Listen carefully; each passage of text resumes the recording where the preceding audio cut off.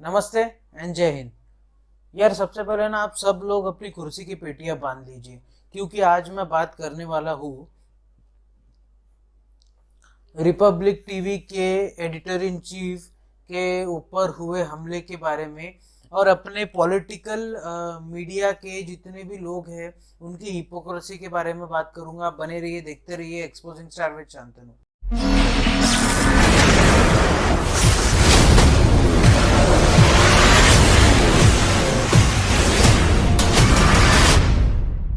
तो हाल ही में अर्नब गोस्वामी पे हुआ हमला। उनकी कार पे कुछ लोगों ने, कुछ दो तीन जन आए और उनकी कार पे पत्थर फेंके, उनको मारा। इस टाइप का कुछ उनके ऊपर में हमला हुआ, और उनकी जो अर्नब गोस्वामी की जो सिक्योरिटी टीम थी वो उनको पीछे से फॉलो कर रही थी, मतलब वो थोड़ी सी दूर थी। ये दो जन बाइक पे आए, अर्नब गोस्वामी पे हमला किया और चले गए। बाद में अर्नब गोस्वामी और उनकी वाइफ ने जाके एफआईआर दर्ज करवाई है और इन दोनों को पकड़ लिया गया है, ऐसा बताया जा रहा है। अर्नब गोस्वामी ने इसके बाद में एक जंग छेड़ दी सोनिया गांधी के खिलाफ, कि सोनिया गांधी को मैंने कुछ बोल दिया अपने डिबेट के ऊपर में, इसलिए उन्होंने मेरे ऊपर हमला करवाया। मैं कांग्रेस के अपोजिशन में बोलता हूँ, इसलिए ये मेरे पे हमला करवा रहे हैं। इस टाइप का कुछ अर्नब ने बोला है। अब क्या ये सही है? क्योंकि इसको मुंबई प्रेस क्लब ने भी कंडेम किया हुआ है कि भाई जर्नलिस्ट पे अगर ऐसे हमले होने लग गए तो फ्रीडम ऑफ प्रेस कहाँ गई, फ्रीडम ऑफ स्पीच कहाँ गई, जिसके हम लोग बहुत सारा झंडा उठा के खड़े हो जाते हैं कि मोदी जी ने हमको ये नहीं बोलने दिया, मोदी जी ने हमको वो नहीं बोलने दिया। इसके अलावा भारतीय जनता पार्टी ने भी इसको कंडेम किया है कि कई बार ना, अभी हाल ही में कुछ गौरी लंकेश का हत्याकांड हुआ था, उनकी किलिंग हो गई थी। उस टाइम पे भी कांग्रेस बहुत चिल्ला चोट कर रही थी, लाइक बहुत चिल्ला रही थी कि इधर से ये, उधर से वो, और मोदी को टारगेट किया जा रहा था, बट अभी कोई कुछ बोलने को राजी नहीं है। इस तरीके की कुछ बीजेपी ने एलिगेशंस लगाए हुए हैं। अब अर्नब गोस्वामी पे जाने से पहले पहले एक बात हम लोग जान लेते हैं कि अर्नब गोस्वामी क्या सच में बायस्ड है। तो टेक्निकली अगर मुझे पूछा जाए ना यार, तो मुझे लगता है कि जरूर थोड़े से बायस्ड है वो। प्रो बीजेपी ज्यादा, प्रो बीजेपी, प्रो हिंदुत्व, इस टाइप की कुछ न्यूज चलाते हैं। बट सिर्फ अर्नब गोस्वामी अकेले नहीं है, क्योंकि उन्होंने कुछ उनको एक थोड़ा सा अनबायस्ड चीजें भी चलानी पड़ती है। तो उन्होंने मनोहर लाल खट्टर के अगेंस्ट एक हैशटैग चलाया था, खट्टर स्टेप डाउन, या स्टेप डाउन खट्टर के जैसा। जब वो रेप कांड हुआ था हरियाणा में, उस टाइम पे अर्नब गोस्वामी ही थे जिन्होंने स्टेप डाउन खट्टर का हैशटैग चलाया था अपने चैनल पे। बट सिर्फ अर्नब गोस्वामी ही नहीं, एनडीटीवी जैसे चैनल्स भी हम लोग देखते हैं कि भाई ये लोग भी थोड़े से बायस्ड है कांग्रेस या फिर सीपीएम की तरफ में। तो ये जो पॉलिटिकल मीडियाज है ना, मैं पॉलिटिकल मीडियाज क्यों बोलता हूँ, क्योंकि हर किसी ने अपने अपने स्तर पे मीडियाज बांट लिए। भाई जी न्यूज तेरा, इंडिया टीवी मेरा, ये तेरा, वो मेरा, वो मेरा, ये तेरा, ये इस टाइप का सब चीजें बांट ली गई है। हर पॉलिटिकल पार्टी की अपनी एक मीडिया टीम है, या फिर एक मीडिया चैनल है, जिसको वो फंड भी करते हैं और जिसके थ्रू वो अपना प्रोपोगेंडा भी फैलाते हैं। अब तो ये लोग यूट्यूब पे भी आ चुके हैं यार। यूट्यूब पे भी कई लोग ऐसे हैं जिनको पॉलिटिकल पार्टीज फंड कर रही है, और उनके द्वारा फिर फंड किए गए लोग फिर उनका प्रोपोगेंडा यहाँ पे यूट्यूब पे भी चला रहे। तो हर जगह ये लोग फैले, कहीं पे भी इन्होंने छोड़ा हुआ नहीं है। तो बायस्ड होना मुझे लगता नहीं, क्योंकि जब तक आप बायस नहीं है ना, तब तक आप सरवाइव नहीं कर पाओगे। ऐसा कुछ मेरे को लगता है, ये इंडियन मीडिया का कंसेप्ट है। बट अगर आप सही में जर्नलिज्म करना चाह रहे हो, या सही में कुछ आप देश के लिए करना चाह रहे हो ना, तो आपको अनबायस्ड होना पड़ेगा, उसके सिवा आप कुछ नहीं कर पाओगे। क्योंकि आपको जब तक पॉलिटिकल प्रेशर रहेगा आपके ऊपर में, जब तक पॉलिटिकल दबाव रहेगा, तब तक के आप कुछ नहीं कर पाओगे। इसके अलावा आप लोगों को ये भी जानना जरूरी है कि वर्ल्ड प्रेस फ्रीडम का जो इंडेक्स है, उसमें 2013 में हमारी रैंकिंग थी 140। मतलब हम लोग इतने नीचे आते थे, 140। 2013 की बात कर रहा हूँ, जब मनमोहन सिंह जी की गवर्नमेंट थी। उस टाइम पे हमारा जो इंडेक्स में रैंक आता था, वो आता था 140 रैंक पे हम लोग आते थे। वेर एज 2020 की अभी लेटेस्ट रिपोर्ट आई है, उसमें हमारा जो रैंक है वो 142 हो गया है, और खराब हो गया है यार। तो इसके लिए तो मोदी जी को भी बोलना चाहिए हमने, क्योंकि हम जब मनमोहन सिंह को बोल रहे हैं तो मोदी जी को भी बोलना ही चाहिए। मनमोहन सिंह जी की सरकार को अगर कर्ज कर रहे हैं तो मोदी जी की सरकार को भी कर्ज करना पड़ेगा। तो ये दोनों ही इक्वली जिम्मेदार है इन सब चीजों के लिए। इसके अलावा जितनी हमारी मीडिया है ना, जितनी भी मीडिया बोल लो आप, अभी हाल ही में जो इधर हत्याकांड हो रहे हैं, कहीं मॉब लिंचिंग हो रही, कहीं पे कुछ हो रही, ये मीडिया एक दिन वो आपको न्यूज दिखाएंगी, उसके बाद खत्म। उसके बाद आप देख लीजिए कहीं पे भी अगर आपको दिखाया हो, जैसे पालघर में हाल ही में कुछ साधुओं, मैं इसका नाम नहीं लेना चाहता था या मैं इसकी बात नहीं करना चाहता, जैसे मैंने पहले वीडियो में बताया, जस्ट एक इंक्लूड कर रहा हूँ छोटा सा। पालघर में हाल ही में जैसे 3 साधुओं की हत्या हो गई, क्या आप में से किसी को उन साधुओं का नाम मालूम है? बिल्कुल नहीं मालूम, सिर्फ पालघर का नाम फेमस हुआ है। वेयर एज 2015 में दादरी हत्याकांड के इसमें इखलाक, मोहम्मद इखलाक का नाम कितना फेमस हुआ था। मतलब जस्ट बिकॉज आप माइनॉरिटीज को सपोर्ट कर रहे हैं तो आप सेक्युलर हो जाएंगे।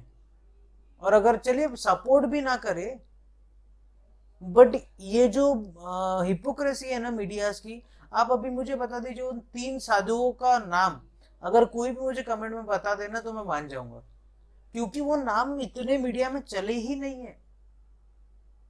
मीडिया को सिर्फ अगर वो माइनॉरिटी से होता, या तो फिर समझ लीजिए कोई तमीम होता या कुछ भी होता, तो मीडिया को उनमें मसाला मिलता था या उनको उसकी सहानुभूति होती थी। राजदीप सरदेसाई, बाकी जितने भी ये सब मीडियाज वाले हैं ना, अब इनको कुछ नहीं करना है, ना इनको ट्वीट करना है, ना इनको कुछ करना है। क्यों? तो साधु मर रहे तो मरने दो।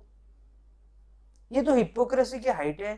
मतलब आप जब भी कभी कोई चैनल खोलते हो तो आप ये सोच के खोलते हो कि यार नहीं, मेरे को तो ना, मैं इस रिलीजन को मैं ज्यादा फेवर करूंगा, नहीं नहीं मैं इस पार्टी को फेवर करूंगा। अगर आप ये से इस चीज से चैनल चालू कर रहे हो ना, तो फिर मत करो यार, आप देश बहुत खराब कर दे रहे हो, और देश आपको इसके लिए कभी माफ नहीं करेगा मेरे हिसाब से।